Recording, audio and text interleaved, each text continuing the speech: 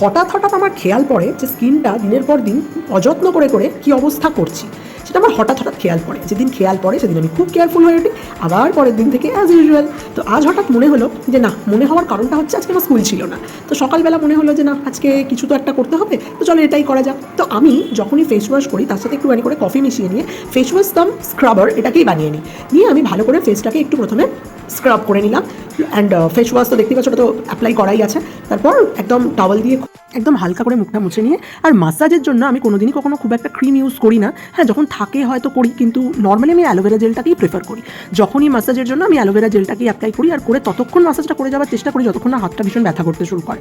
কারণ যতক্ষণ মাসাজটা করা যায় ততক্ষণই ভালো লাগে। তো আমি খুব হালকাভাবে মাসাজটা করে নিচ্ছি, আর আমি খুব একটা প্রেশার দিয়ে মাসাজটা করি না।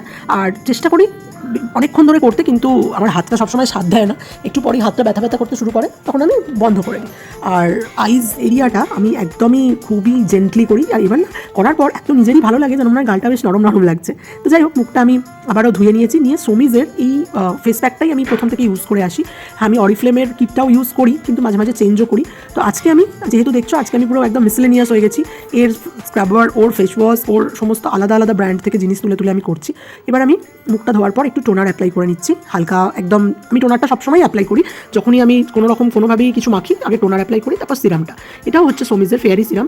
তো এটাতেও মানে বেশ খুব হালকা বলেই সিরামটা আমি অনেকদিন থেকে ইউজ করি, তো আমার ঠিক আছে। এরপর আমি অরিফ্লেমের ময়েশ্চারাইজারটা অ্যাপ্লাই করে নেবো। আর আজকে আমার একটু বেরোনোরও আছে, তার জন্য আমি আজকে একটু সানস্ক্রিন অ্যাপ্লাই করে নেবো। সানস্ক্রিন বলতে আমি রেনের এই 50 SPF এর সানস্ক্রিনটাই ইউজ করছি বেশ কয়েকদিন ধরে। আগে আমি লোটাসেরটা ইউজ করতাম, যেটা হচ্ছে SPF 40। তো ওটার প্রচণ্ড ঘাম হয়, প্রচুর মারাত্মক ঘাম হয় বলে আমি এখন রেনেটাতে শিফট করেছি। তো এই ছিল আজকের সকালের স্কিন কেয়ার।